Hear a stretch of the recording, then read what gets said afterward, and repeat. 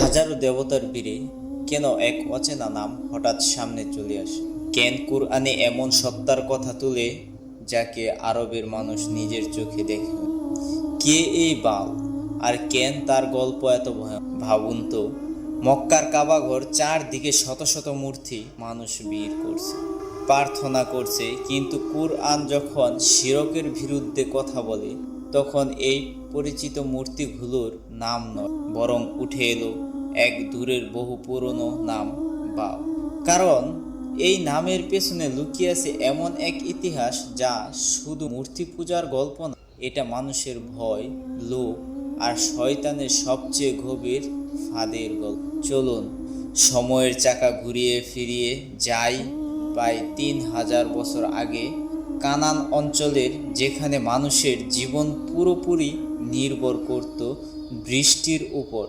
বৃষ্টি মানে জীবন, আর বৃষ্টি না মানে ধ্বংস। ফসল শুকিয়ে যেত, পশুরা মারা যেত, মানুষের অনাহারে কাঁদত। এই ভয়, এই অসহায়তা ঠিক এই জায়গাতেই আঘাত করত শয়তান। মানুষের মনে ঢুকিয়ে দিল এক ধারণা, আকাশের আড়ালে এমন এক শক্তি আছে যে বৃষ্টি নিয়ন্ত্রণ করে। সে খুশি হলে জীবন, আর রেগে গেলে। এভাবে জন্ম নিল বাল। মানুষ তাকে বলল প্রভু, মেঘের আরোহী। আকাশের মেঘ গর্জন করলে তারা ভাবত বাল কথা বলছে, বৃষ্টি নামলে বলতো বাল দয়া করছে। মানুষ নিজের হাতে তার মূর্তি বানালো, বিশাল ভয়ঙ্কর, মাথার শিং, শক্তির প্রতীক। তারপর শুরু হলো পূজা। কিন্তু এই পূজা শুধু ফুল আর ফলের ছিল না। যখন খরা নামতো, যখন আকাশ শুকিয়ে যেত, তখন পুরোহিতরা ঘোষণা দিত বাল্ব রেগে গেছে, তাকে শান্ত করতে হবে, আর সে চায় সবচেয়ে প্রিয় জিনিস। তারপর শুরু হতো এক দুঃস্বপ্ন। মানুষ নিজের সন্তানকে নিজের চোখের সামনে আগুনে নিক্ষেপ করত। নিষ্পাপ শিশু, জীবন, তামার মূর্তির ভেতর জ্বলন্ত আগুন, তার এই আগুনে তুলে দেওয়া হতো হাতের। তাদের চিৎকার ডাকতে বাজানো হতো ঢাক আর সিঙ্গা, যেন মা বাবা নিজের সন্তানের শেষ কান্নাও না শুনে। একবার ভাবুন, একটু বৃষ্টির আশায় মানুষ নিজের সন্তান পুড়িয়ে মারছে। এই অন্ধকার থেমে থাকেনি, ছড়িয়ে পড়ছে গেছে বনি ইসরায়েলের মাঝেও। রাজা আহাব আর তার স্ত্রী ইজেবেল, তাদের প্রভাবে পুরো জাতি বদলে গেল। আল্লাহর ঘর ভেঙে ফেলা হলো, সত্যের পথ যারা ছিল তাদের হত্যা করা হলো, আর চারদিকে ঘুরে উঠল ভালের মূর্তি। হাজার হাজার পুরোহিত মানুষকে বিভ্রান্ত করতে লাগলো। ঠিক তখনই একজন মানুষ দাঁড়ালেন, একা, নির্ভীক, হযরত ইলিয়াস আলাইহিস সালাম। তিনি বললেন, তোমরা কি আল্লাহকে ভয় করো না? তোমরা কি বালকে ডাকো আর সত্তারে ছেড়ে দাও? তোমরা কি বালকে ডাকো আর সত্তাকে ছেড়ে দাও? কিন্তু মানুষ শুনল না, বরং হাসলো, বলল বাল ওই সব কিছু। তখন ইলিয়াস আলাইহিসসালাম ঘোষণা দিলেন, আজ থেকে বৃষ্টি বন্ধ, দেখি তোমাদের বাল কি করে করতে পারে। তারপর শুরু হলো খরা।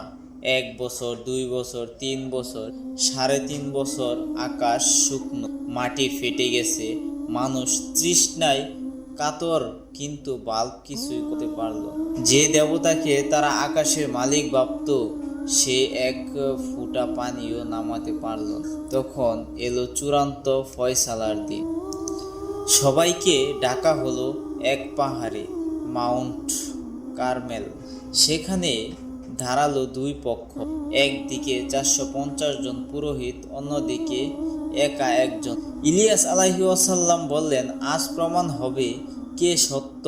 2টি কুরবানি রাখা হবে, কেউ আগুন জ্বালাবে না। তোমরা তোমাদের দেবতাকে ডাকো, আমি আমার রবকে ডাকব। পুরোহিতরা শুরু করলো। সকাল থেকে চিৎকার, নাচ, উন্মোচন, হে ভাল্ব উত্তর দাও। কিন্তু আকাশ নীরব। দুপুর পার হয়ে গেল।